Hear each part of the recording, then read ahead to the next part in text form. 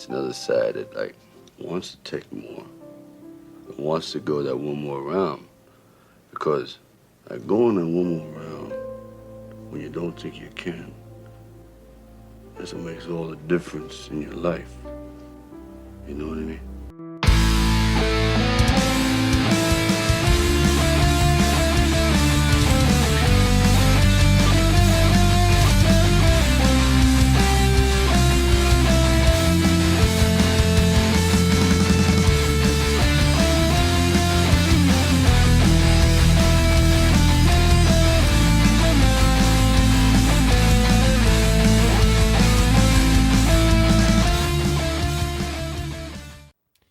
Hello, everyone. Welcome to another episode of One More Round of the Rocky Series podcast. I am Ryan, and with me today is Katie and Kyle. I should mention your little write-ups that you guys do under your names. I don't really bring that up. So, Katie, you have Man, I Feel Born Again. Okay. Mm-hmm. I don't think we're covering that today, though. I don't think we're gonna get that far. Okay. Knowing the way we discuss things. And that's true. I know. I try to think about what we will be covering, but I'd recommend the next scene at least. Yeah. But that's fine. I appreciate your not enthusiasm, but your, what's the word I'm looking for?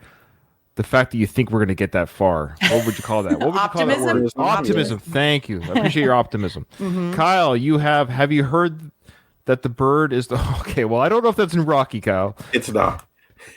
I had that song stuck in my head yesterday because I saw it on a clip of something. Is it the Family Guy clip? No. Oh. It was a clip from Full Metal Jacket, actually.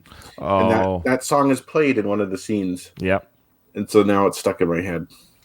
Great movie, and also a great Family Guy scene. It's so stupid. Family Guy has the ability to make something funny, drag it out till it's not funny, but then they drag it out just a little bit more, it becomes funny again. I don't know how they do it, but they're able to do that. Okay. Well, we got. Let's do some business side things first. So, Katie, why don't you plug your podcast? I want to say your Retro Made podcast is excellent. It's doing very well. What was your last episode? What's next for your podcast? Oh, let's see. Last episode was Breakdown, 1997 with Kurt Russell. Mm-hmm. Upcoming, I have a double crossover with another podcast. Oh wow! So also Kurt Russell movies. But yeah, so my first season I have dedicated to Patrick Swayze and Kurt Russell, who I have dubbed the ultimate everymen. And so covering their movies from the 80s and 90s. And then just to kind of set the mood for the time of the movie, we talk about what was going on in the world of pop culture at that time as well. So a little trip down memory lane. Which one am I doing with you next? I forget which one I picked. Tequila Sunrise. That's right, because I haven't seen it. If I have seen it, it was way back in the VHS days. Watched it once, never watched it again as an adult. Honestly, same. I don't know if I've seen it either. I'm looking forward to that. Can't wait to talk about Mel. Yeah, great stuff. Kyle, what are you working on? What do you want to plug right now? Oh shoot, I have nothing in the realm of there's this podcast I'm on called One More Round of the Rocky podcast. It's great. You should listen to it. Hey, I like Rocky. Maybe I would like that. I think you might like it. Well, you know what? Kyle. I think even if you don't like Rocky, you will after listening. That's what I think. Okay. All right. What do I have extra to plug? Well, I'll plug this. So Katie and I'm doing a new podcast. It's a mini series, so it's not like the One More Rounds. It's going to have an end point, so end game. So it's not going to be very long. It's going to be monthly. So it's going to take about a year to release it all because I want to do one episode a month. I want to do the episodes justice as well. I am starting an Edward Zwick filmography podcast, and it's going to be released in chronological order of his filmography release. And Katie will be my premier guest because it fits into her Retro Made podcast. We're going to do About Last Night, Edward Zwick's first film. Came out in 86, I think, or 87, something like that. It was between 85 and 90. I don't know the exact year. So anyways, I love Edward Zwick as a filmmaker, and so I'm curious to go down his filmography. So that will be starting very, very shortly. But I want to plug that future project. So if you like what I cover on the Rocky podcast or the Rambo podcast, I'm going to do the Edward Zwick filmographies. Each episode will be a standalone episode for his filmography in order, one episode, one movie. Okay. I'm looking forward to that, by the way. So without further ado, Katie, do you have some emails for us? I do. Okay, this one is from Nick, hello, Ryan, Katie, and Kyle. I just wanted to share with the podcast a cool Rocky story. My nephew Luke is a senior on the basketball team, and towards the end of the season, they were struggling and needed to find some motivation. I suggested to the head coach to have them watch Rocky 3 instead of practicing one night. To my surprise, he loved the idea and even invited me to watch it with the team at the school theater. I couldn't make it because of work. After the team watched Rocky 3, the coach had each player talk about the meaning of the movie. It was a great experience for the team because they went on and beat their highly favored rival. Yeah, it's really cool seeing that different generations can learn from and enjoy the Rocky franchise. Please to Ruben, I'm still waiting for my Rocky Series podcast t-shirt.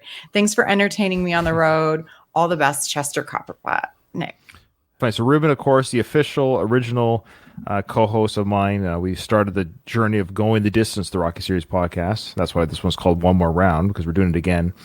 So Ruben and I had a dream that we would be one day a successful podcast. We're still trying to see that dream fulfilled, but that we're going to have t-shirts and have merch. We kind of kidded around that we'd have merch. So no, Nick, I think it's a good idea. Thanks. So Nick, bless his heart, he is one of the original listeners. He's been listening since the Going the Distance days.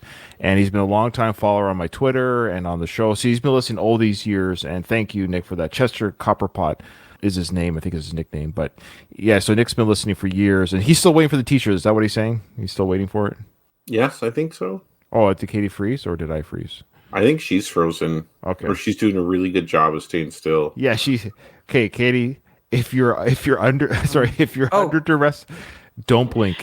Can you hear me? Okay, now she's back. Oh, I don't know. Maybe that was like a little weird thing on everybody was spinning. Okay, fair enough. No, that's fine.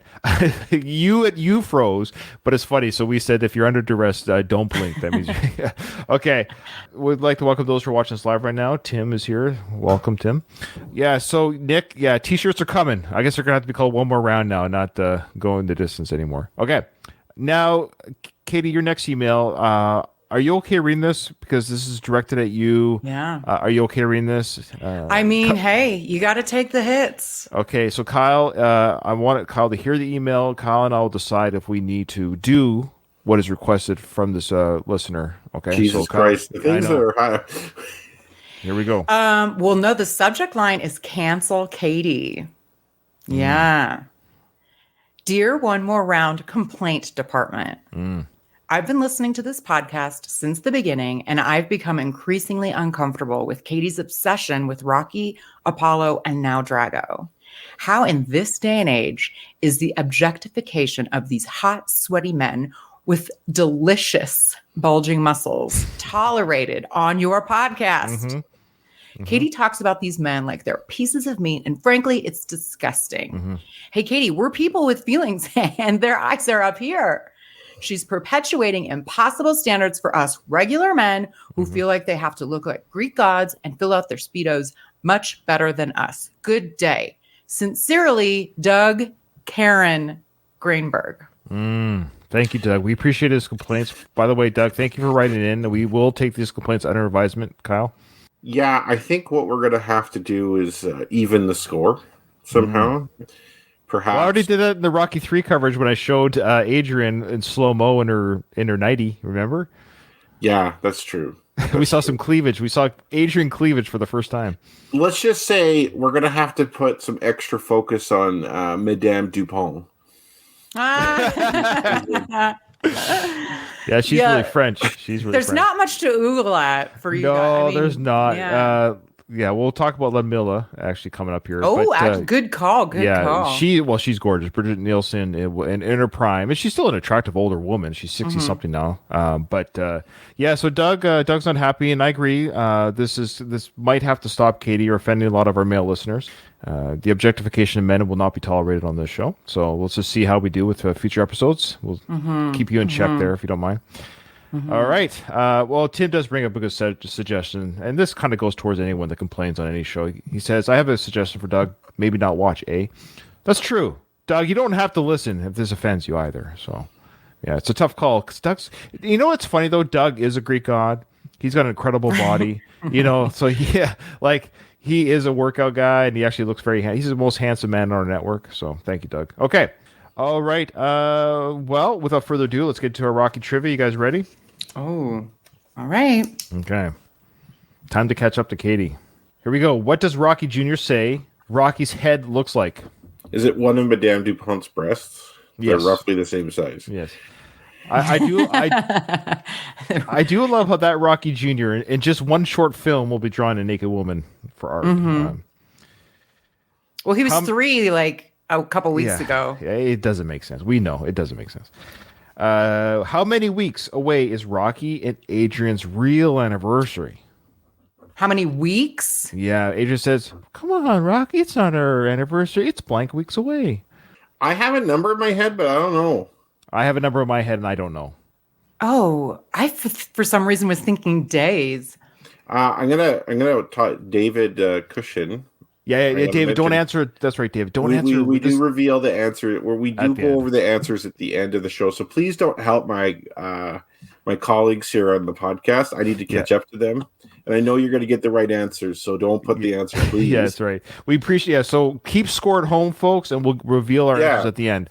But we appreciate that. Don't give any answers in the chat. And welcome. No, that's okay, David. Welcome to the chat, by the way. It's nice seeing new people here. Okay. Next question. Who says it would be a good victory? That scene is coming up on today's episode, actually, I think. I think it's Adrian. I think Adrian does say that. She's really she does. She kind of says it where she says, "You can win." So she's right a little bit. Last question. She says that for Drago. She's like, "It'll be a good victory for Drago." Yeah. What game is Duke playing with the Russian dude in the cabin there in the woods? Or what game? It's Twister. Just to spoil it. That'd be funny. All right, there you go. There's the 5 questions. No, that was only 4. Did we miss one? That was 4. We had Rocky's face, number of weeks of the anniversary, good victory. Oh, I did miss one. My apologies. I missed one.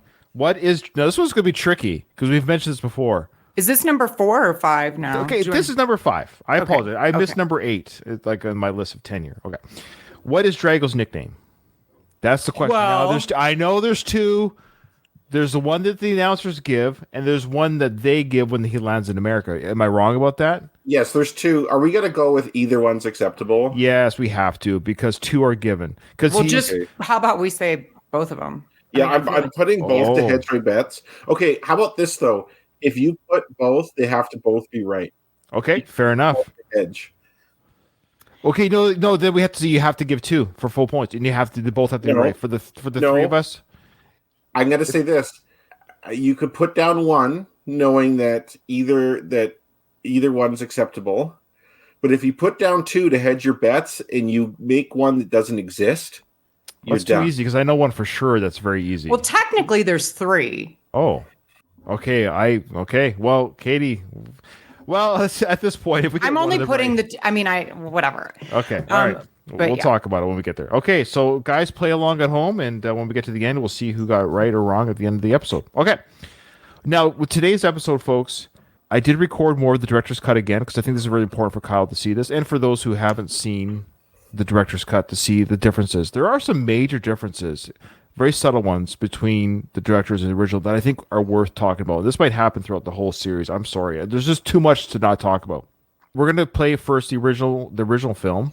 Okay, so in the original film, after Paulie says, "Oh, it keeps your fertility," and the Rocky says, "Yo, Paulie," that's when we cut to them in the man cave watching the fight, Apollo and Rocky watching the Rocky 2 fight. What I also find interesting about the scene, we've talked about this many times, but I'm going to bring it up again just in case no one's heard our episodes before. I do love how when people watch previous events, i.e. The boxing match, it's the same film footage that we see as an audience. I love how we're supposed to be seeing what they saw at home when they watched this on pay-per-view, but they wouldn't see these angles and these cuts as a viewer at home, but this is a movie. They're actually watching the theatrical cut of Rocky 2 and not what you'd see at home. Okay. Rocky's holding that right hand. He's Oh, no, this was a great fight. Great. I'm getting punchy just watching it. Look at this. Mamma mia, what you using for a chin there, Stagger? I should have slipped that one. Yeah, you definitely should have slipped that one. Listen, Stagger, it's crazy how people, man, they just care about you in that ring, and they care about you when you're blinking, but once you step out that ring, Stagger, it's like ancient history. Oh, come on, ancient history, you know. I don't see anybody asking for autographs, do you? Huh? Now, Kyle, you've mentioned this before. This is not real. There's no way people stop. Do you think people stop asking autographs for Mike Tyson, Muhammad Ali? Absolutely not. Someone like Apollo Creed, someone who was champion for years and who was extremely popular, he would be getting autographs the rest of his life. Yes. Yeah, there's no way. Why would you not be thrilled? But in the Rocky universe, the only person that seems to matter is the world heavyweight champion. If you're not that, you are nobody. People are asking for Clubber Lang. You're a has-been. You're a tomato. People are asking for Clubber's autograph. I guarantee it. He was champion even for a spell. I guarantee people who ran into Clubber Lang probably asked for his autograph. Yeah, I was going to say someone like Clubber would probably get fewer autograph requests. But you're right. Like, if someone's a boxing enthusiast, they're going to want an autograph from someone who. If you're the champion of the world, you're the champion of the world. You want why would it's just Clubber Lang? No, it'd be hey Clubber, cool man. Sorry, sorry that you lost, but you were champion. Like you'd want his autograph. Okay, so like for example, there's been some flash in the pan champions. Like for example, Buster Douglas, who knocked out Mike Tyson, and the fight was a 42-1 shot, which was similar to Rocky's odds fighting Apollo. There would be some people who know boxing would ask him for his autograph, but I bet you Buster Douglas wouldn't get recognized in the street too much anymore because it was so long ago. It was 35 years ago. But in this case, like this is Apollo Creed, so he'll get autographs to the day he dies. And two, he hasn't been out of the championship for that long. So there'd be loads of people who are Apollo Creed fans still. Agreed. I think it's just showing us, though, that Apollo's intentions for this, he needs the glory. So he doesn't feel the same. But I'm just surprised he used that example. It would again. I know Sly wrote the dialogue. I would have written, if I was Sly, I would have written something to the effect like, it's just not the same when you're not at the top. Because it wouldn't be. It's something different. It's a different world. But the idea that autographs was used as an example, that nobody's asking for autographs, he's ignored. He's some peon in public. There's no way. He's Apollo Creed. He's the Muhammad Ali of the Rocky universe. And there's no way he's not mentioned. One thing I've heard about boxers in their psychology, a lot of them, and this isn't true for all boxers, is that they're essentially performers at heart. I mean, it's just a lot of the good boxers, they put on a show for people. Some boxers might be just technical fighters that are there to fight, and they don't care about the audience. But a lot of boxers, and I think Apollo would be in this camp, perform for others. And outside of like the personal glory of fighting, they like entertaining people. And so I think in his comment about the autograph might be more reflective of like, he's not there entertaining people anymore. He's not the star. He likes being the star of the show. Like to me, when he came in on that boat in the first fight, it showed that this guy likes to ham it up big time. He likes to be in the public eye. He likes to be relevant. And like, so I could see why he's saying that. But yeah, I think there's a lot of different factors. Tim brings up a wonderful point. He says in Rocky Balboa, Rocky gets stopped at his son's work. People are asking for his autograph then.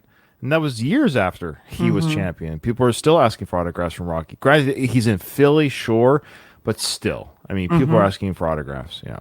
Yeah, for sure. He's like Philly's hero. And yeah, if I saw like, okay, look, if I saw Carl Weathers on the street, right?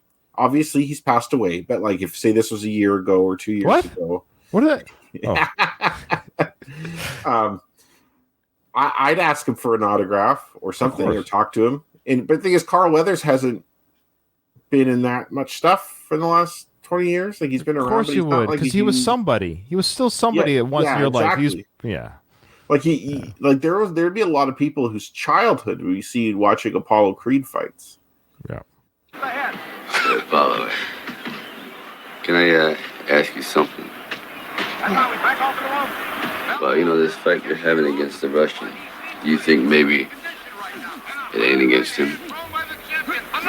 If it's not him, Stallion, then who's it against?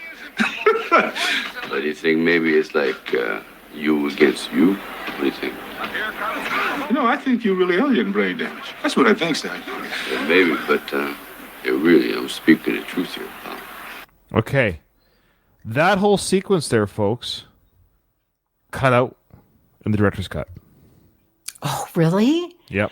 Well, it still does. It's always made me anxious, this scene, because Rocky, and it's also a little weird. Like, I don't know, like the tone doesn't seem, Rocky's trying to be serious and Apollo's not having it, like, at all. He knows what he means. Mm-hmm. So he's dismissive. He's like dismissing him. Yeah. But he's like, they were having this light, airy tone minutes ago. And Rocky's getting all serious, and Apollo is basically disregarding it, and he's trying to get back to that tone. But like, you can't put the toothpaste back in the tube now. Like, what's said has been said. Right. You gotta deal with it. And then because we know what happens, I'm like, oh, Apollo, you're not taking this seriously. So it cuts. So that part's all cut out, and then when Apollo stands up, says, "I don't want to hear any of this." That part is in it, the director's cut. Okay. Well, but that's weird, though. I guess I'd have to see. Yeah, no, it's fine. Actually, no. Let me just One with a killer instinct that you can't just. Now, what's interesting here too, folks, is they take out the fighting of the movie screen is taken out. That background noise of the fight is taken out, and they put in Bill Conti's music instead. So they add a level of drama to this scene that wasn't in the original cut. Sly adds in Bill Conti's sad score of dramatic effect. I think it's a different take as well, because in the original, he doesn't say they care about you when you're bleeding. No, you're right. There's different takes. You'll see that with the press conference too. There's actually different angles, different shots as well, like different cameras being used that Sly. You'll see, especially for the press conference. You'll see. Italian. And I should have slipped that one. Yeah, you definitely should have slipped that one. Isn't it something, Stallion? It's crazy how people, man, they just care about you when you're in that ring, and they care about you when you're bleeding. But once you step out that ring, Stallion, it's like ancient history. Can I ask you something? Well, this fight you're having against Should the music cue change? You think maybe it ain't against him? But do you think maybe it's like you against you? What do you think? I don't think I want to hear this, Stallion. So there you go. That actually does make more sense. It takes out the silliness that Apollo was like, well, if it isn't me, if it isn't him, then who is it? Like, that part did kind of always rub me a little wrong. Okay, so you're happy with Sly's choice? Yeah, there. I am. Okay, Kyle? Yeah, I like it. I think it moved a bit fast to him standing up like that. Like, I would expect maybe a little more. They don't have the dog to go with, right? Like, they can't go back and change that. So he has to piece together the dialogue that's already there. So he's prevented from putting in more dialogue. But I like the choice of the music there. Like, I'm partial to that music anyways. And I liked, you could still hear the announcer in the background from the fight. Yeah, it was good. That's a good take. Like, I don't mind either of them, to be honest with you. Okay. I don't think I want to hear this, Stallion. Back to the original. Come on, hey, Paolo, look. You were a great fighter, no doubt about that. But look, we got to face the facts, too. You don't want to believe it, but maybe the show is over. And that's easy for you to say. You're still on top. What happens when you're not on top? Then what? So again, he's talking about he's not on top anymore. He's not the champ anymore. And this also indicates that Rocky, as we said before, he is still the champion of the world. At this time, he is the belt holder. He is the champion of the world, which isn't really... it's discussed, it's assumed, but it's just funny how it's just... in the Rocky 3 montage at the beginning, we see this whole montage of his title offenses. We have no indication of how many fights Rocky has had, if any, since the Clubber line. Are we led to believe? Here's the thing, because we talked about none, probably. That's what I was going to get at, because we're led to believe that the events of Rocky 3 led literally from Rocky getting punched in the eye from Apollo in the ring with the black eye to his driveway, right? So yes, you would argue only a few months have passed with that timeline, despite the kids aging, all the things we talked about. So I guess we're just led to believe that at this point in time, Rocky has only fought Clubber to regain the title and nobody else to defend the title. Yeah, you have to think that. Like, there's no evidence he's fought anyone else other than the passage of time. But it seems like in the Rocky universe, you could take a fight whenever you feel like it. Like, there's no mandatory challengers or nothing like that.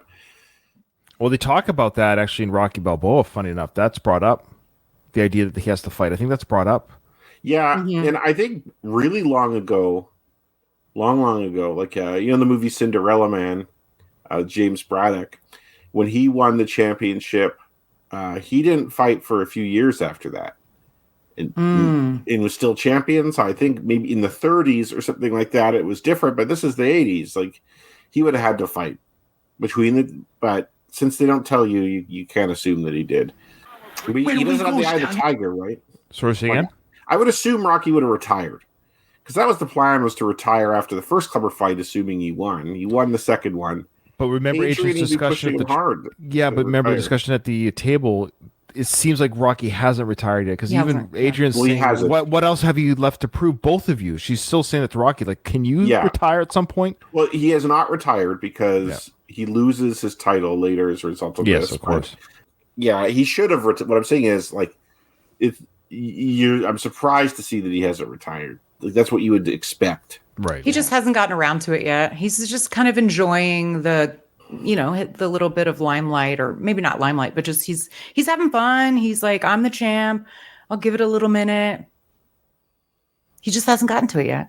Also, I'm going to objectify Rocky again, but I love this look, this sweater with the chain, and with the shot that they show him, like just his shoulders, it's great. Mm-hmm. Sorry, Doug. I'm going to comment on the clothes too. Apollo's collar, like, is not. It's a weird collar. Yeah. You know what? I'm starting to see those. Oh yeah. There's one guy at work that wears those shirts all the time, but I've seen a couple other people at work wear those now.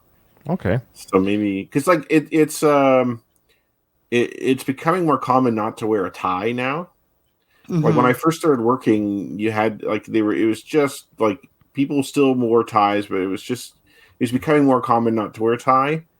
And so like since you don't have a tie, you don't need the thing coming down to hide your tie going around. I've never noticed that shirt before. That's a good call, Kyle. Good call. Look at you with the clothes, and I love the light baby blue and pink stripes. And of course, Paul can pull that off. He can pull off that pink and blue. Good in that shirt.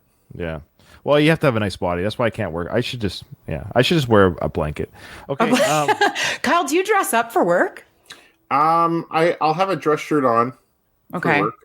Unless it's casual Friday, then I don't. But I don't wear a tie for work. Like I had a board meeting I had to go to on Friday, and I wore a tie to that. But I don't wear a tie just at my desk. Yeah. Okay. Mostly on. I'm not client facing anymore. Like my old job for over 10 years, I was client facing. So if I had a client meeting, I'd wear a tie. But when I first started at that firm, my last firm, I did have to wear a tie every day to work. Oh, and then kind of old school. Basically right before the pandemic killed that. Okay. Like the pandemic is made office wear a lot less formal than it used to be. But so Louise, great questions or points from Louise here. I always assumed he said that some nondescript mandatory titles need to take place. That damn near 4-year gap between fights is untenable. So that's the timeline issue. We just don't know how much time is actually taking place between both films. So yes, in the filming of films, it's been 3 years, but in the timeline events, we don't really know. But then the question is, did that fight not take place December 25th in 85 or 84? So that's the question. That's weird, because I think the newspaper might give us a year. So we'll look for a year. We talked about how I did find a paper clipping. Okay. I think it is 85. Yeah, so that would it is 85. So that we know Mickey died in 82, according to so we talked about how you can't dispute the actual text that's in if the film is telling you this is the date, that's the date. Like it is, but they're asking us to have it both ways. Yes, they are. You're right, but you can't have it both ways. Well, so they are because this is 1985, but it's also like a couple months after Rocky 3. Like this film is the worst offender. It is actually. It's weird. It oddly is the worst offender. Because it's internally inconsistent. Mm-hmm. Like Rocky 3 was internally consistent in that even though there was a shift forward, the time between events still made sense. Mm-hmm. But then, sorry, I just read a comment here. Rocky 5, like you have different comments like Adrian says in the film, it's been 5 years since Apollo fought, which would indicate it's 1981. But then, like there's print that says it's 85. There's different It's all over the Rocky 4 timeline is all over the map. They have no regard for it. The only movie that offends close to Rocky 4 is Rocky 5, where Rocky returns from Russia, so no time is elapsed, no serious time, and his son is all of a sudden way older. Same here. That moment is there's a time jump in the plane flight, and that is the only offender in the film. That's it. It's just there's a time jump in the plane flight. Time travel. There is an actual principle of physics that has been proven called time dilation, and our GPS systems rely on it. Basically, the faster you get to the speed of light, time travels slower for you than it does for people moving at slower speeds. Right. So if I were to be traveling at the speed of light, and then I can come back and it'd be like a year's elapsed for me, but 30 years is elapsed for you. This time dilation happens at all speeds, but we move so slowly compared to light that it's not noticeable. Even though our GPS systems have to take that into account to be accurate. So you're saying there was a time dilation with the flight from Russia? I'm saying that there is some secret military technology being tested. Yeah. And that Rocky in his fight was just a facade for that. And that Rocky's plane went near the speed of light into space. Mm-hmm. And then he came back and his son had aged, but he had not aged that much, is what I'm saying. Yeah. There you go. Yeah. I like it. 100%. All right. I like it. Because we sure as hell can't be born again. No.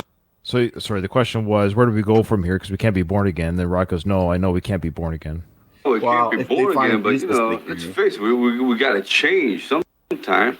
So there's that change comment, the first word of change in Rocky 4. Yeah, that's a great pause. The best just still say. Now, I also want to. I'm going to show this part in the director's cut. I'm able to show it, but this whole dialogue. Actually, I'll go up to there. This whole dialogue is not in the director's cut. He takes out the born again part. Mm-hmm. So I took out the born again part. I don't want to change, man. I like who I am. Does he say then when he's in the ring that he feels born again? I don't know. I'm doing this one segment at a time. It's too much homework for Ryan to do the whole movie at once. Yeah. Oh, come on. Hey, Paolo, look. This You're is a great director's fighter, cut. no doubt about that. But look, we got to face the facts, too. You don't want to believe it, but maybe the show is over. And that's easy for you to say. You're still on top. Let's face it, we got to change sometime. I don't want to change, man. I like who I am. Okay, so they just took out that whole born again part. That's all. Mm-hmm. Mm-hmm. Yeah, no, I think it's better. Okay. Yeah, same. I actually like this a bit better. It's that music that gets me. Like that music in Rocky, that music means something to me, right? From the previous films, and so like it evokes certain emotions, and they work with the scene. Yeah, and I like just who you are too, but look at a more serious tone, like obviously. But yeah, he takes out anything that's like even remotely silly. Yeah. Where do we go, Stallion? Because we sure as hell can't be born again. No, we can't be born again, but let's face it, we got to change sometime. I don't want to change, man. I like who I am. I like who you are too, but look at that. You don't want to believe this, but that ain't us up there no more, pal. We can't do that the way we did it before. We're changing. We're like turning into regular people. Nah, Stallion. Maybe you think you're changing, but you can't change what you really are. And you can forget all this money and stuff you got all around you, man, because it don't change a thing. You and me. Little hint for Rocky 5.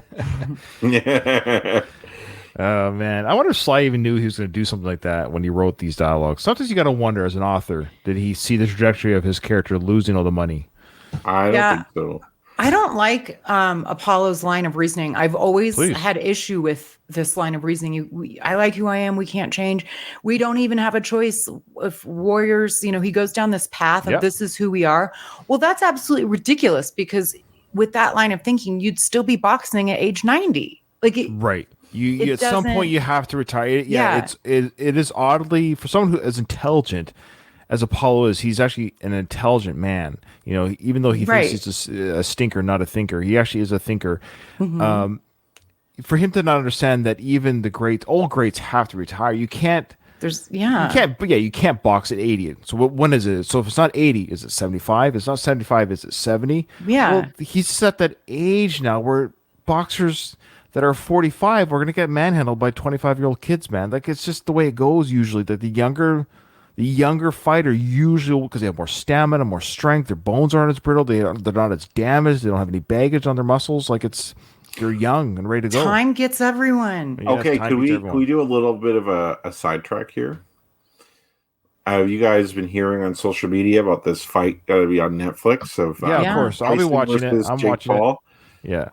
So, Jake Paul's 28, Mike Tyson's 58-ish. Not sure if those ages are I think it's exactly 57, right, 27 or something like that. But. Yeah. So what do you guys think is going to happen in that fight? Well, the question is, this was brought up in my Rambo podcast. We brought up briefly where, like, the question was, how much do they let them go? My understanding is that they aren't going to be wearing headgear, so it's no headgear. Is it 5 rounds, 6, 8, 15, 10? Like, I don't know about that as well. So I think it's going to be a situation, I hate to say it, where I wish they gave it the full. Is it 10 rounds per professional fight? 12. 12. Well, for heavyweights, 12. I wish they gave it the 12 round. Like, I wish they say, look, you're both heavyweights. You both agree to this. Someone's going to get knocked out, whether it's through fatigue or whatever. But I think to save face for Mike a little bit, I don't think it's going to. I think it's because it's not a sanctioned, like, this is no title. It's supposed to be an exhibition. I think it's just an exhibition, right? There's no title handover. It's something fun to watch for people. So I think it's going to be maybe 6, no more than 8 rounds, which will mean I think Tyson can last that long. So nobody's really going to get knocked out. So I don't know. It's just going to be a point system, a couple good shots in. I would love to see somebody get knocked out, though, but it won't go long enough for that to happen. Yeah, I think fight set. I don't think I think there's understandings in place before that fight happens. Yeah. Well, think about Rocky Balboa when Mason Line Dixon says, "Look, I don't want to embarrass you, but if you come after me, I'm going to have to come back at you." So it's exactly that. I think it's exactly what this is. Where this is kind of reverse. You have the younger guy saying, look, I don't want to embarrass you. You are 57. You're still Mike Tyson. You're the champion of the world. I don't want to embarrass you. But if you come after me, Mike, I might come after you as a younger fighter. Because he is a strong kid, that kid. I don't know anything about him. He's a pseudo boxer. Like, he has had professional fights. A lot of his professional bouts have been against non-boxers, like MMA guys or something, or older guys. He had a fight against Tommy Fury, who's Tyson Fury's younger brother. And he lost that fight, but it was a split decision, right? Like, he held his own. Like Jake Paul, it wasn't embarrassing. Yeah, he's a legitimate boxer. Like, you can call him a professional boxer. You can't take that from him. But he's not a top tier fighter.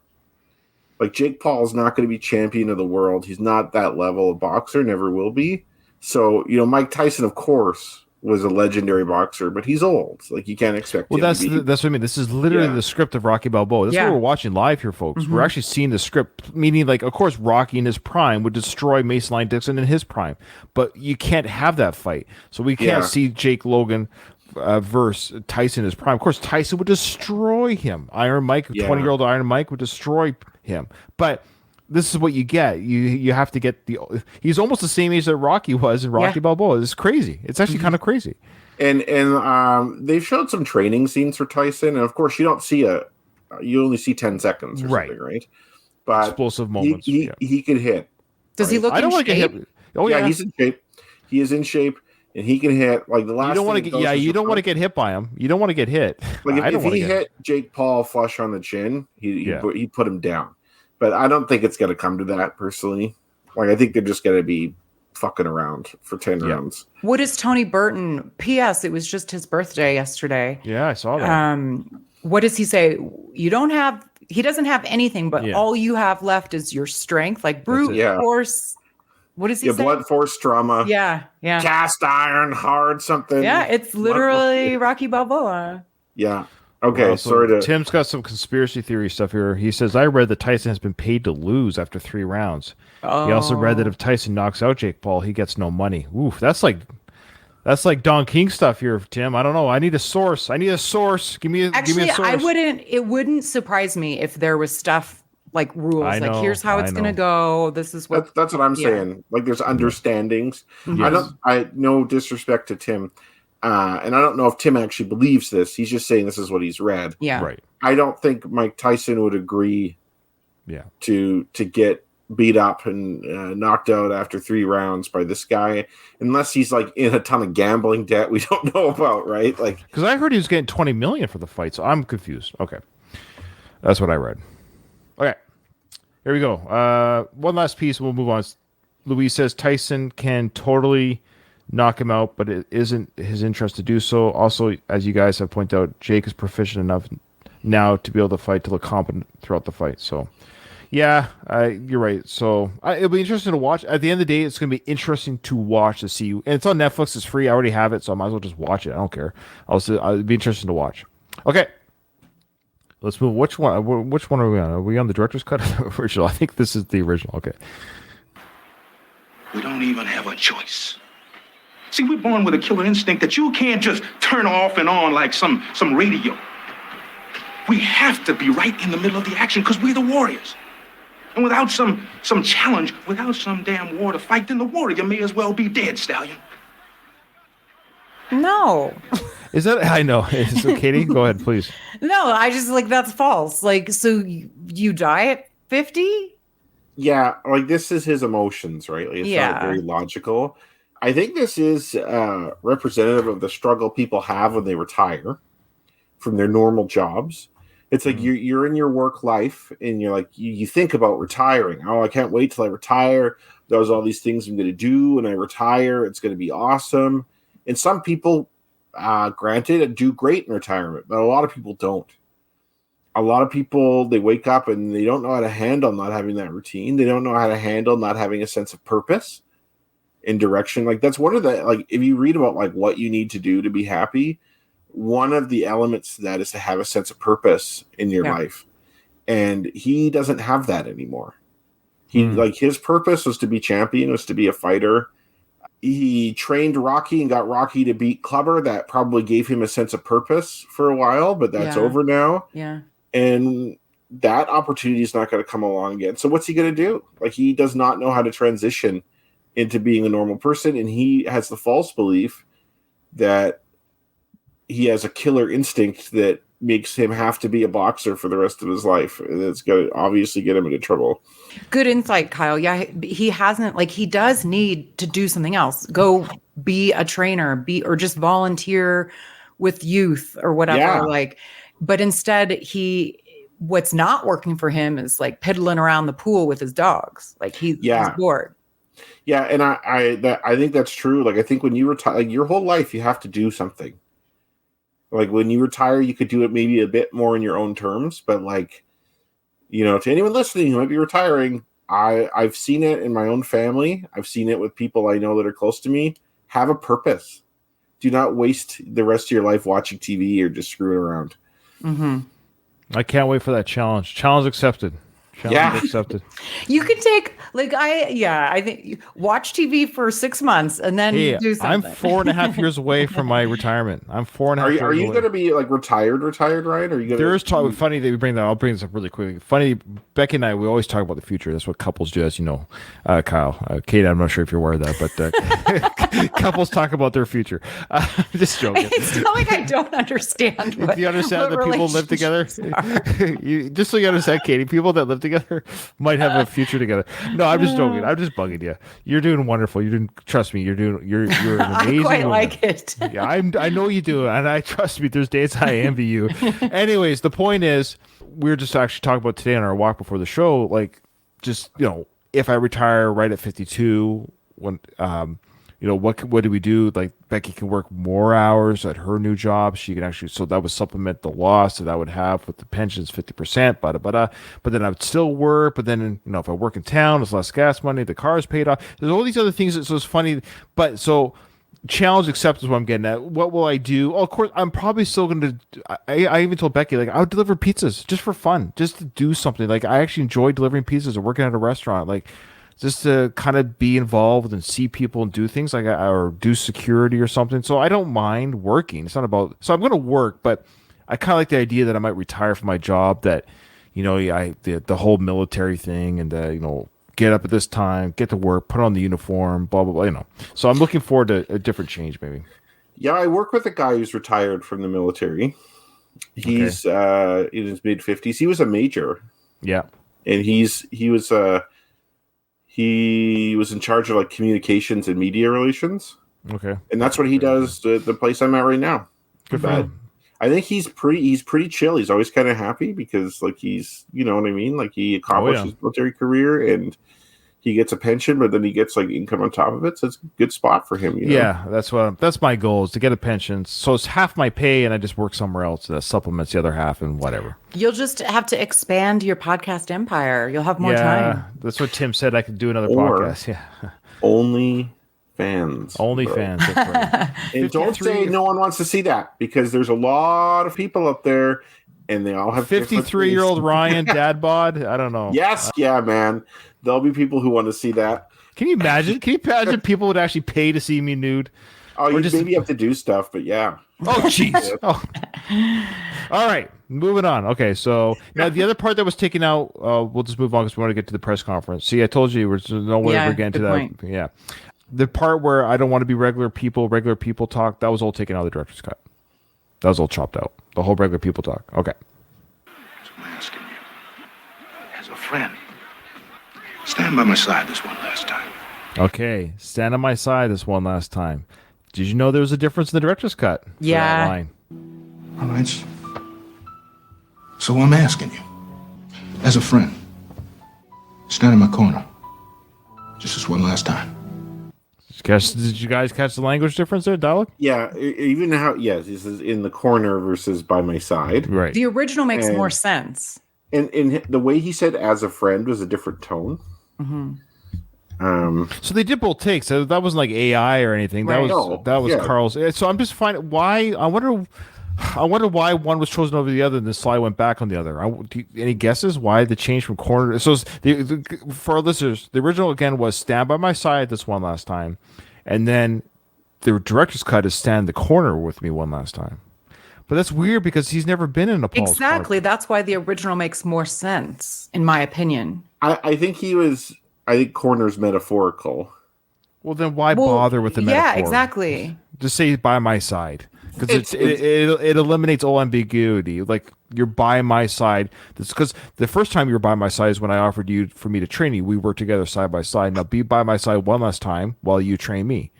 If I were Rocky, I would say as a joke, I'd be like, "Okay, but this is over. You owe me a favor." So So David says the director's cut feels overly dramatic. I prefer the original. In that moment there, it is a little dramatic. Well, we know the director's cut was designed to be a little bit more dramatic. Now, watch this. This is important. So he says that. Rocky agrees. He just kind of nods his head. Yeah. And then it cuts right to the press conference. Back to the original, we get this little added stuff. Rocky smiles and smirks. Great talker, Apollo. You're a great talker, Apollo. All right, but when this is over, You know me, Stallion. Always think of something else. Yeah, like I banged one of the dancers and gave you a spin-off series. I love this scene. I know. I think I know why he took it out, just because it's lighthearted. I guess so. But I love it. This is amazing because it is more like continuity, calling back to other movies, and I eat it up. What about you guys?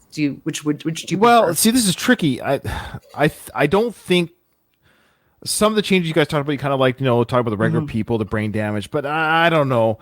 I think it makes Rocky a little bit less Rocky. I think it makes him kind of like the Rocky 2 Rocky by keeping it in. I think the original cut is better in this sense, in that, and I like that Paul's so laughing. He's the jovial guy because he's old business, but he's also friends with Rocky, and he's happy now because he's like, Rocky's come around. So he's like, okay, like, you know me, Stan. I always think of something else. Like maybe we'll go into business together doing something else. That's what he's saying. Like I'm always thinking of something. He's a businessman, right?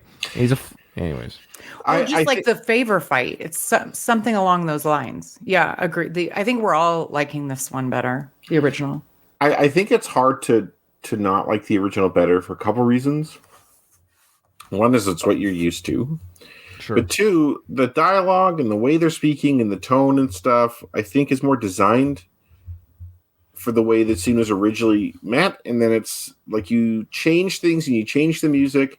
And I think if, like, for instance, if you told them in 1985, okay, we're going to have a more serious tone, we're going to use this music, Sly and Carl would have spoke a little differently.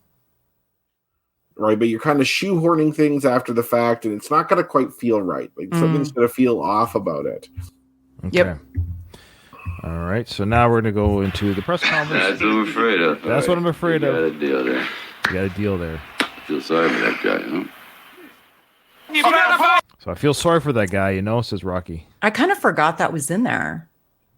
Yeah, it's funny the things you miss when the captions aren't on. It's almost like a what do you call it, Mandela effect. But that's the original cut, folks. Where Rocky says, "I almost feel sorry for that guy." I find this magazine cover bizarre. So we see the Ring magazine. Las Vegas is the place for Apollo Creed's gamble. East versus West, watch and wonder or something. Red Star versus Old Glory is the title. Yeah, because I think Katie, correct me if I'm wrong, Old Glory is like a nickname for the U.S. flag, is it not? Oh yeah, good point. I don't know. I think you're right. I think it is. But two also, Canadians know this. But... I'm like, I don't know. But it's Apollo is the former champion, aka Old Glory. But you're saying it's a double meaning. Entendre, yeah, the Red Star and the flag. That's right. Red Star versus flag versus flag. Yeah. Good call. But the thing is, yeah. Oh, Donald just confirmed. Hey, welcome, Donald. Better Americans than me. I miss Donald. We haven't seen him in the chat in a while. Okay. What I find weird about this fight cover is the two wives are in it for some reason. Yes, they are. Yeah. Like, why? What's Marianne Creed doing at the bottom there? Like Ludmilla, I can kind of see that because she's an athlete too, and represents the Soviet Union. But like, maybe Marianne was a track star in high school. I don't know. Yeah. I suppose if they're going to include Ludmilla, they're like, well, I guess we'll show Apollo's wife too. I don't know. Yeah, it is kind of funny. Apollo, what made you decide to put on an exhibition fight with Drago? Oh, let's call it a sense of responsibility. Superman versus Super Height. Well, I had to teach this young fellow to box, American style. Oh, isn't Drago a little inexperienced to be in the same ring? Yeah. Well, some folks got to learn the hard way. Okay. So some folks got to learn the hard way, and there's a hand pat that he gives Drago. Let's go to the director's cut. That hand pat doesn't happen. There's a little bit less touchy in the director's cut. I'd like to point out too, like the overt displays of nationalism.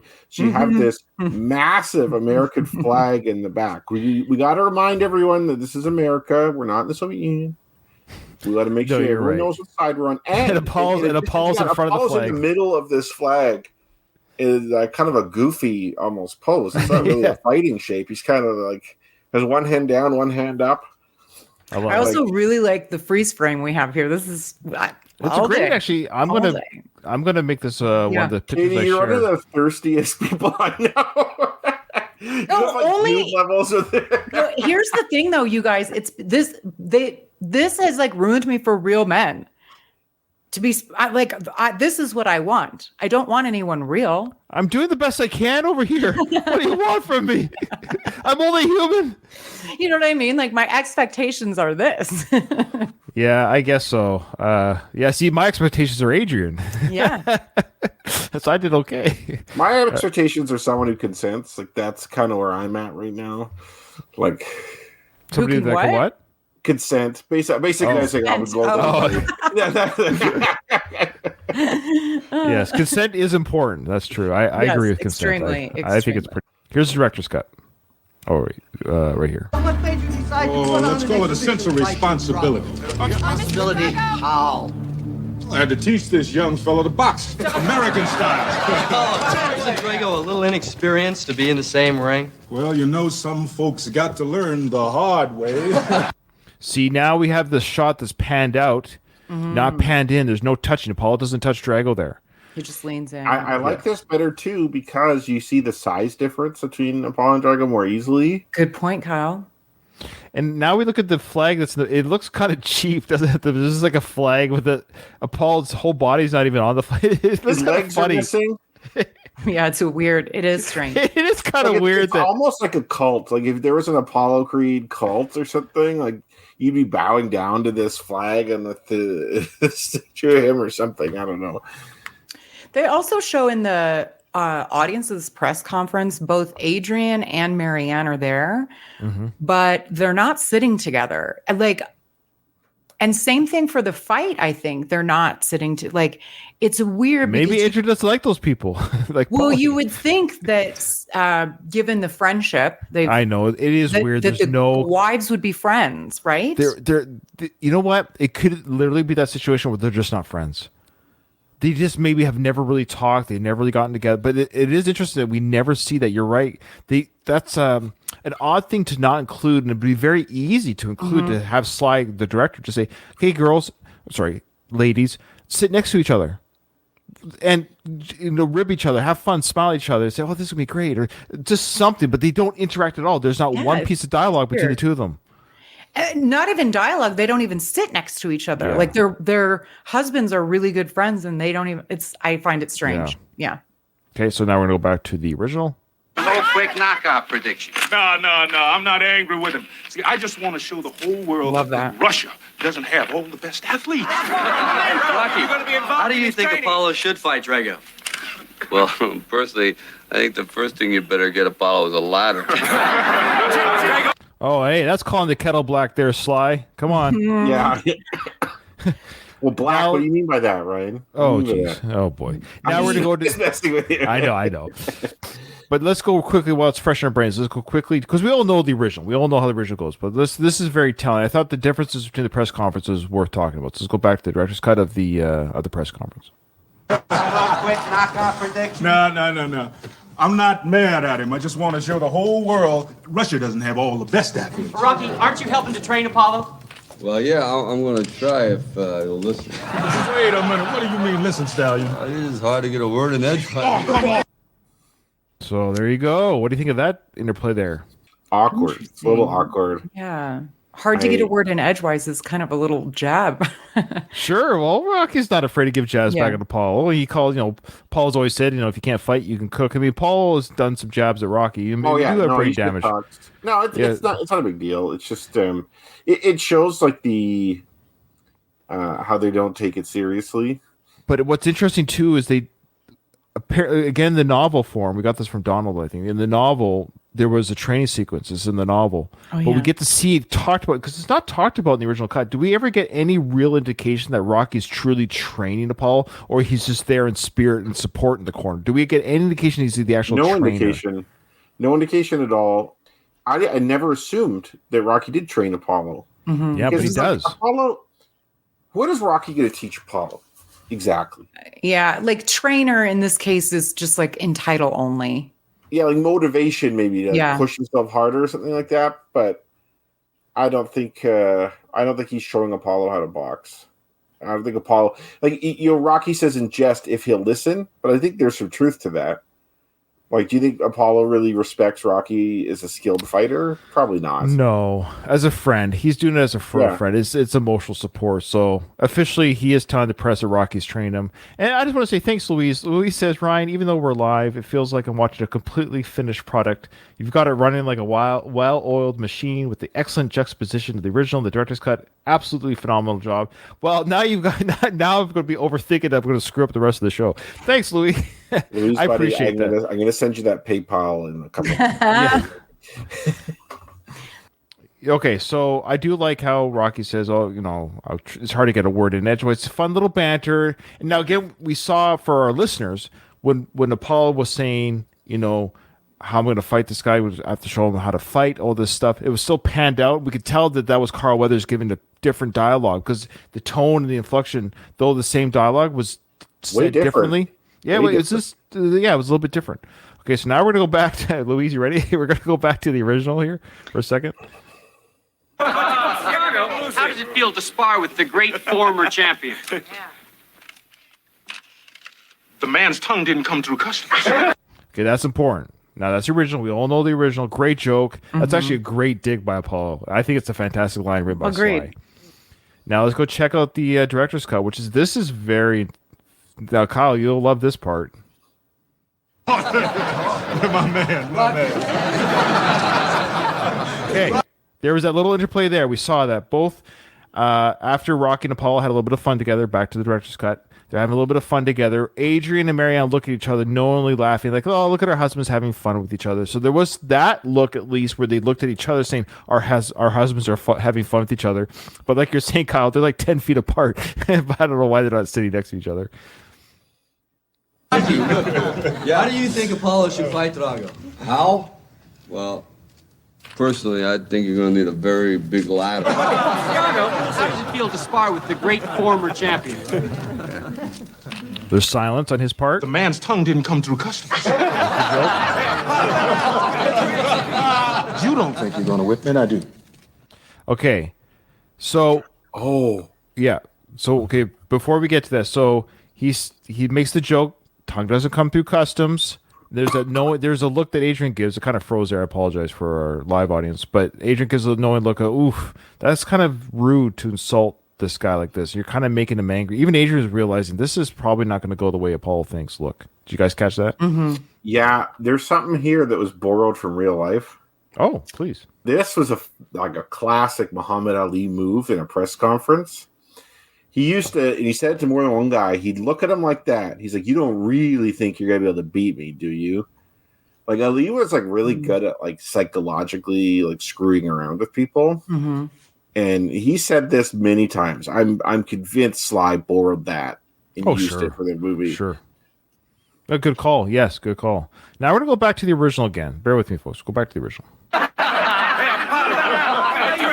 See, now Adrian's kind of laughing more. Like, yeah, it's kind of a nervous laugh. Yeah, uncomfortable. But the director's cut was a concerned look. This is a nervous look. Yeah.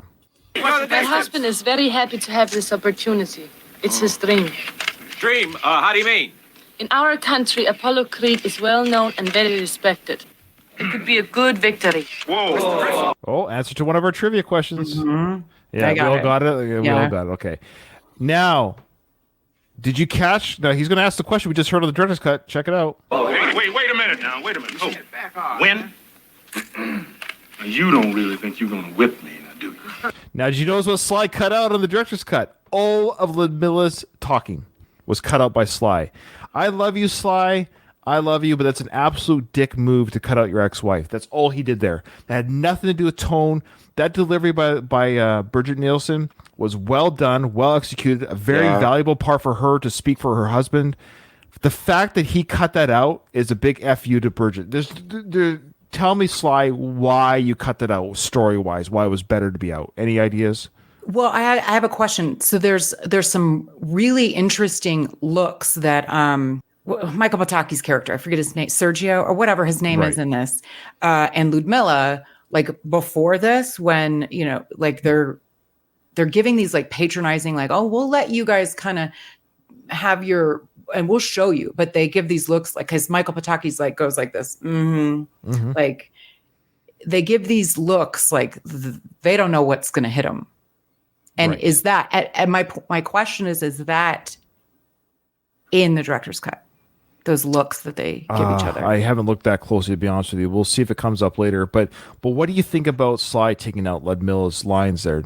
Was it an F you to his ex-wife? Like, had they never been married, let's just pretend they just stayed friends. Would that part been cut out? Then my question is, why, Sly? Why do you think that's better storytelling to take out that part? Because I think it's amazing in the original cut to have that speech by her whole. I have to think it's because it's his ex-wife, and they must still have bad blood because her entire role is massively minimized in the director's cut. It is. It's a big FU to her, which I think is.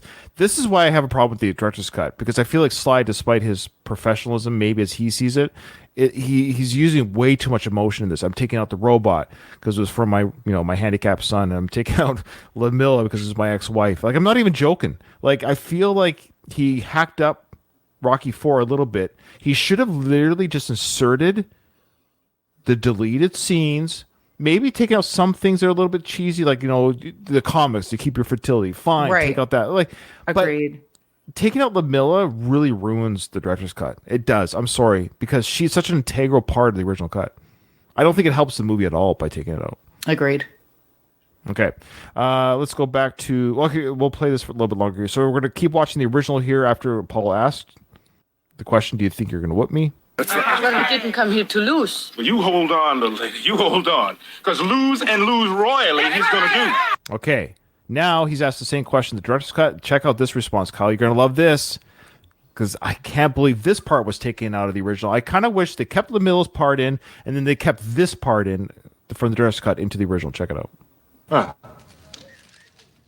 Drago drinks some glass. So Drago sips some water from a glass. Very like, Now check it out. It's true, but also it's this tiny. Is it supposed to show us again his monstrosity because the glass? Look how tiny the small glass. looks. No, you're right. You could be right because it looks tiny in his hands, but I think it's just to show like, let me just take a sip of water here. He's composed. He's collecting his thoughts. I did not come here to lose. It's the first words he said. Yes. I did not come here to lose. I find that very interesting for a couple of reasons. One, that's the best Russian accent he's done. Ooh.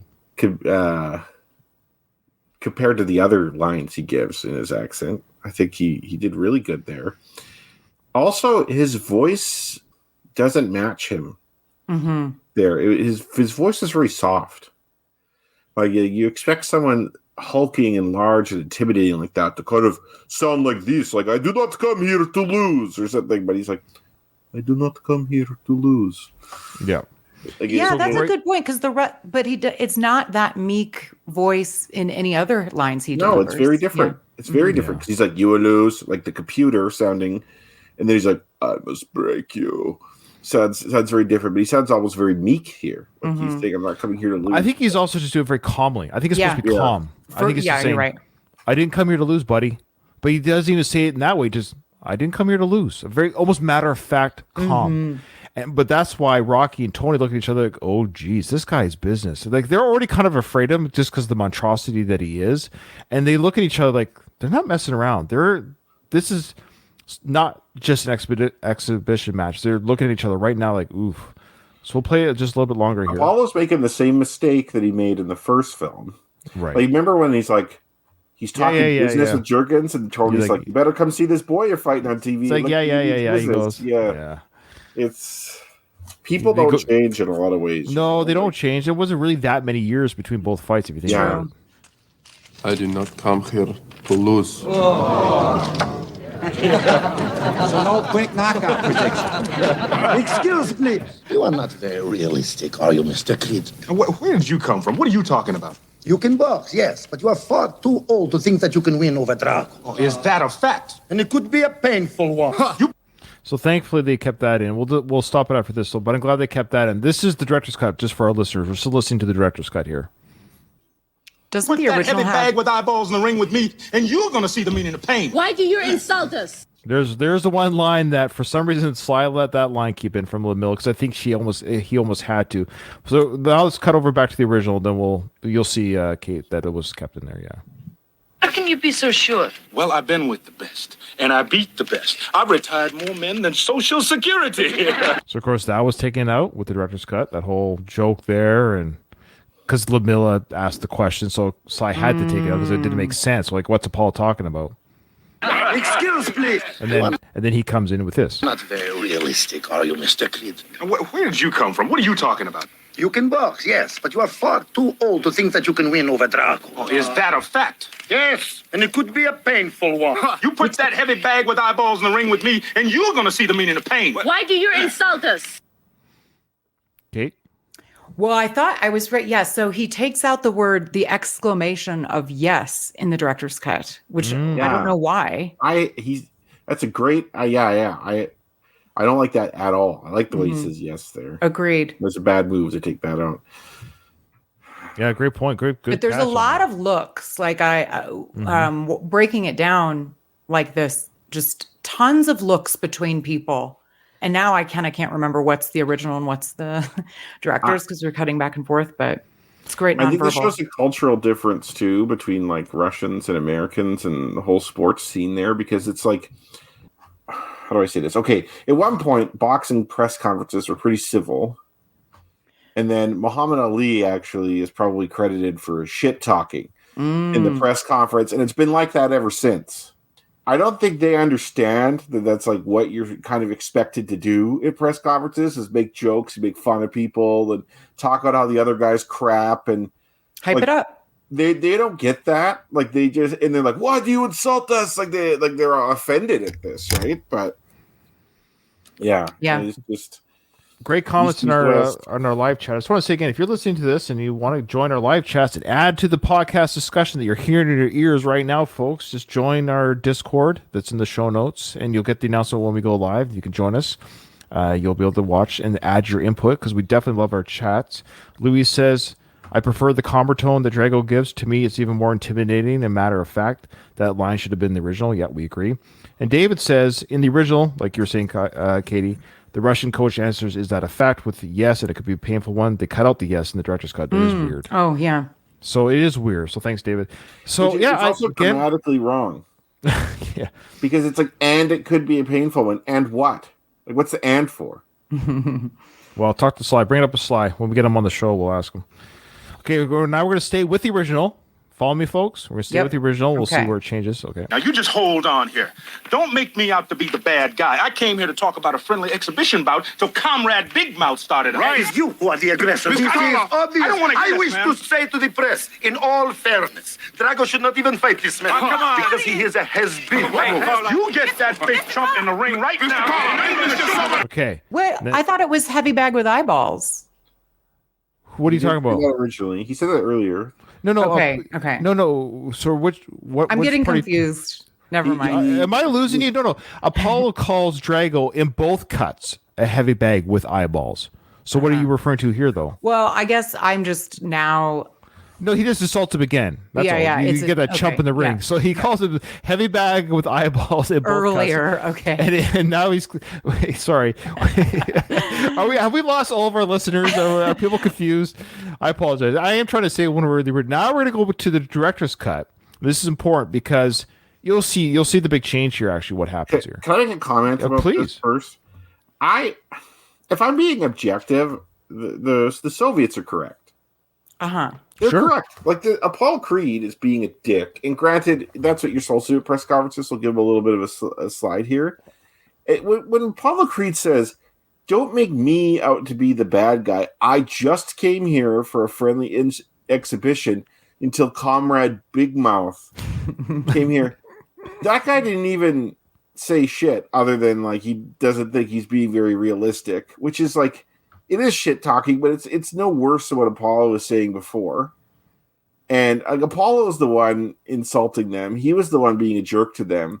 And then he was making them out to be the bad guys because they get offended. Like I think honestly, like Apollo doesn't deserve to get killed, clearly, but like he's way out of line. Okay, fair enough. I think it's fair. I think it's an objective. Yeah, you're right. We love Apollo, but okay, so let's go to the director's cut. This is very interesting here, actually. I do like. I think overall, I like the director's cut better for the press conference. I think it's a better cut, other than the LaMille. So yeah, so keeping LaMille's lines added with the added lines from the director's cut and the more ominous tone of the director's cut, I do like a little bit better.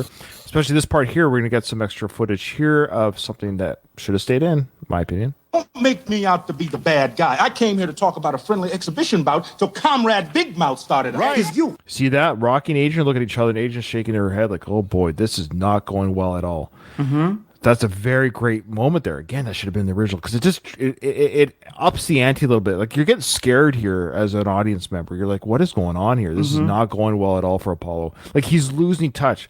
He's not handling the press conference the way he used to anymore. And now, of course, this goes on here. Who are the aggressor? This is obvious. I wish to say to the press, in all fairness, Drago should not even fight this man. Because the truth is, he is a has-been. To defeat him is an accomplishment not worthy of Drago. See that? To defeat him is an accomplishment not worthy of Drago. He's a has-been. That's why now they're going to bring up Rocky again, which I love here. They came here to fight the champion, not the has-been. But to fight the real champion. This means something. Hey, you get that big This guy knows how to like just put the knife in and twist it. Like he has Apollo's number. Like he knows what to say that's gotta like piss Apollo off big time. Yeah, I mean, and you'll notice he was laying back earlier in the press conference, like he was letting Apollo say his shit. And he was patronizing him before. Yeah, and it's like, okay, now because this guy is a professional PR guy, right? Like, he's probably one of the best in the country. That's why he was picked to go out here. And yeah, I think Apollo Creed is kind of picking a fight he doesn't realize he can't win here in the press conference. But what do you think of? Yeah, so I guess that it's more insulting. Almost, you can almost argue it's trying to divide the two in some way and make Paul feel jealous of Rocky's championship. It reminds me of this scene from Mad Men when this guy is in an elevator with Don Draper, played by John Hamm. Yep.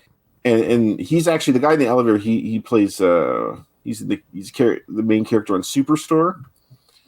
Jonah, I think the character's name was Jonah. But anyways, he's a lower level guy at the firm, and he's having a problem with Don, and he says something like, "You know what? I feel sorry for you." And Don Draper just smugly says before the elevator opens, he's like, "I don't think about you at all." Yes. Yeah, I love that scene. I love that show, by the way. Mad Men, if you haven't seen it, folks, it's great. It's an evergreen show because this takes place in the past, so you can watch it at any point. It's a great show. Yeah, fantastic show. Sometimes actors or actresses, of course, have a role that's made, like they don't know that it's going to be made for them. John Hamm as Don Draper, that's his Rocky Balboa, and says that's his big role. Like that was made for him. Taylor made for his. Yeah. All right, so let's see. Then we'll see it with the director's cut. We'll see how this ends, and then we'll end it with the original. We'll talk about the differences. Up in the ring right now.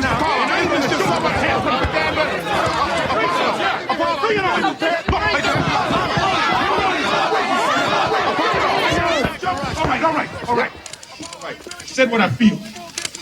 We'll finish this in the ring. You understand? We're gonna finish this in the ring. Look, you just shut up. We're gonna finish this in the ring. You understand me? I'm talking to you. And you two and all these puppets you got with you. Wherever you like. How did I do?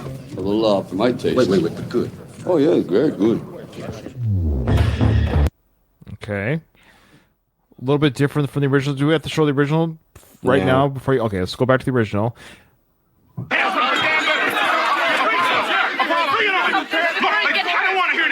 Just let that chump go. All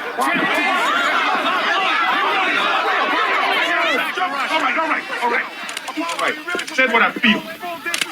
We'll finish this in the ring. You understand? We're gonna finish this in the ring. Look, you just shut up. And all these puppets that you brought with you history. You history. Look this way. How did I do? A little loud for my taste, but good. Oh yeah, very good. Okay. I love the shove. I hate this scene right at the end where Drago rips down the. You don't like that? No, it's so. I liked it as a kid, but I find it cheesy now. Okay. Well, it's right with the ominous music, like that music kicking on the nose, right? Like that Ryan, music kicking in. I love it. Yeah. When please. you wear so you're a military man, yes? Yes, I'm in the. I'm in the military. Did you once before did you get some ladies wearing the uniform? Well, I've always been married in the military. Okay. Yeah, so I've been married twice in the military. I love it. I love marriage so much that I've done it twice. I always say, no, because I joined when I was 27, and I was married then. Divorced 5 years into my service, and then I've been with Becky for the last 14 years. But I guess there was a time. I guess there was about a year and a half. I was a single man in uniform. Oh, sorry. Where I was going was like the Drago in his like dress uniform. Okay. I mean, it is kind of known like that does it for the ladies. Well, I don't know. It's hard to say. I know women do like men in uniform. I have had compliments if you're wearing your dress uniform. People are like, yeah, you look sharp. It is cool. You do, you can look a little sharper in your uniform for sure. It's like a guy looks nicer in a suit. I think then the uniform, a dress uniform, as they say, the ceremonial uniforms for guys make them look even better. We got some good commentary here before we go to our trivia answers. Davis says he prefers the original version of the scene. Talking about Drago speaking, he basically doesn't like that Drago spoke at all. He likes that it keeps him more ominous and like machine-like or non-human. I can see that. Okay. But Louise says overall the director's cut press conference is far superior, except for Lamilla. So he agrees with me. I think with all of us that had they kept the director's cut version that we see now, with LaMille's lines kept in, I think, it's more ominous. It's more scary. I think it feels more with the looks, those subtle looks. Adrian looking really like, oh crap, this is not going well type looks. What do you guys think overall about the conference change, directors versus original? What do you guys think before we close here? Keep, throw away. What should I we would like a here? combination. I do like. There's some famous quotes, and it is probably a little nostalgia, but some of Apollo's more lighthearted jokes and stuff. I think that can be in there, and it can still be ominous with the looks and stuff. Like, so it goes I back think it to the should be original a combination. Yeah, I agree. This is why I wish Sly, I wish he just added more. I wish he didn't necessarily. He took too much out. He added things in because the director's cut is still longer than the original cut, which shows you how much he kind of added into the film that was taken out of the film. I wish we had the extended cut. I think that's what we're saying. I think I wish we got the extended cut because you'll see when we get to the exhibition fight, and Kyle will appreciate this. Apollo puts up a better fight. I think what we'll do for that one to make it, because it will take too long, we might just. I think that might be worth just reviewing the whole fight, the Drago versus Apollo fight. I think we should just review the director's cut version of it, but I'd recommend that we watch the original before you do, before we talk. That way we don't go back, it'll take way too long, because the extended fight and that fight, again, it's just worth talking about, because I'd like to hear Kyle's thoughts on that fight in particular, because it's a better fight, I think. Anyways, so we try something new here. I can't do this for every scene, the back and forth necessarily, because there are that many changes between the directors and the original. But I thought the press conference in particular was quite different. So I thought it would be worth talking about. We'll take it scene by scene. Maybe we'll do it more, but it worked out okay. Yeah, thanks everyone who joined us. Thanks for those who joined us live. We appreciate it. Here's the answers, folks, for the trivia. So the answer, of course, what does Rocky's face look like? Katie? Catcher's mitt. Yep. Kyle? Oh, is this right? I didn't get this. How many weeks away are we from the anniversary? I said 9. Is it 9? I said 3. And I said 6. According to Rocco, I might have to go back and watch. I don't trust Rocco. It's not that. But I'm having a bit of Mandela effect here. He said 1 week. No. A week away. Does she say, the anniversary is a week away? We need to go and look at this. No, I think our anniversary is a week away. Yeah. Okay. Well, I would have said, I think there was a little bit of a purposefully trick question because it says how many weeks. Sure. Well, and that's fine. Therefore, I was like, must be multiple. Do you want to do a quick check? I'll do it after. I'll do it after the show. I'm pretty sure. For now, we're wrong. We're all wrong. Yeah, we're wrong, but we're all wrong. Okay. So Nick, give me one nickname, Kyle. I thought this is no. Oh, because you forgot the question. Okay. Death from Above was one. Yeah, that was the one the announcers gave, so I put that one down too. So afterwards, of course, after Paul's death. Dude, that's the third bonus one. Oh, that's the third one? Yeah, that's the third one. Well, yeah, the Siberian Bull was what the announcer said. It's the Siberian Bull Express. And the Siberian Express, and then later it's Death from Above. Yeah. Okay, I only wrote down Siberian Express and the Death from Above. I forgot about the Siberian Bull. I have a feeling that Rocco, well, we'll see. I think it's both of the Siberian ones. Oh, Louise is coming in. It's 1 week, 100%. Okay, 1 week. Oh, I got 9. All right. Oh, well. Lastly, oops. What was that? What was that question? Number 9? What was the... We did overanalyze it, Louise. Of course we did. A Good Victory was the next one. Oh, yeah. Who said it? We all know it was LaMilla. Sorry, I'm just looking at the answers. That's right. And then, of course, what was the game being played? Chess. Yeah.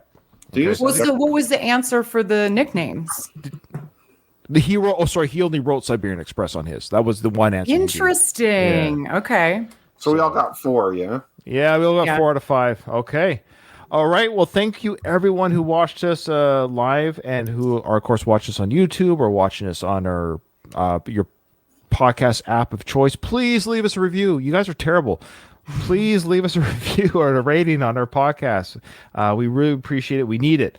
I think that's it. Yeah. Oh, yeah. Join my Patreon. Give me a couple bucks to help with my editing. I'm actually my StreamYard renewal. It's actually happening in 2 days, guys. It's not cheap. You can Google what the yearly cost is. It ain't cheap. So if you join Patreon, it does help pay for those costs.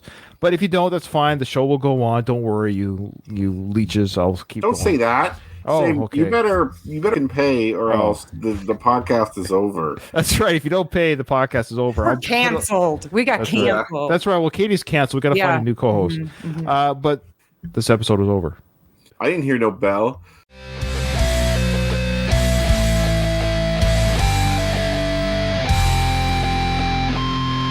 I just want to say one